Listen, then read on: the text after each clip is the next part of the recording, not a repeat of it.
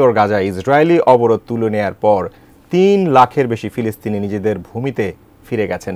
গাজার বিভিন্ন এলাকা থেকে পায়ে হেঁটেই ফিরেছেন জন্মভূমিতে। এদিকে পশ্চিম তীরের বেথলেহেম সহ বিভিন্ন এলাকায় অভিযান অব্যাহত রেখেছে ইসরায়েল বাহিনী। বিস্তারিত রায়হান মুন্সির প্রতিবেদনে।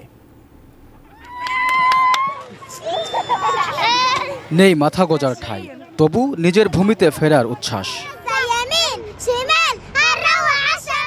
ইসরায়েলি বাহিনী একটি অবরুদ্ধ করিডোর খুলে দেওয়ার পরপরই উত্তর গাজায় ফিরতে শুরু করেন লাখো ফিলিস্তিনি।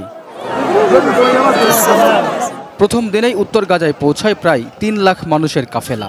কাঁধে ব্যাগপত্র ও কোলে শিশু নিয়ে এভাবেই উপকূল ধরে উত্তরের দিকে এখনও হেঁটে চলেছেন হাজার হাজার ফিলিস্তিনি। তবে গাড়িতে করে আসা ফিলিস্তিনিদের ইসরায়েলি চেকপয়েন্টে অপেক্ষায় থাকতে হচ্ছে দীর্ঘ সময় ধরে।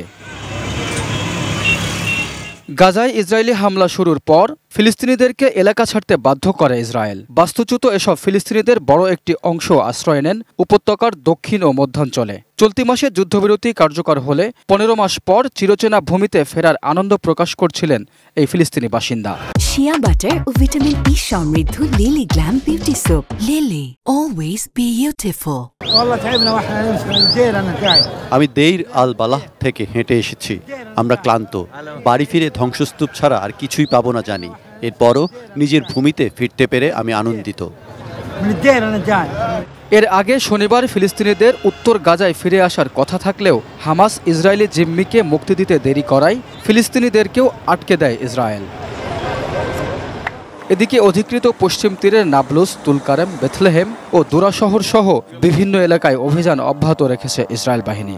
গাজায় যুদ্ধবিরতি কার্যকর হওয়ার পর ইসরায়েলি হামলা বন্ধ হলেও আগ্রাসন বেড়েছে পশ্চিম তীরে। তবে কি গাজার পরিণতি বরণ করতে চলেছে পশ্চিম তীর?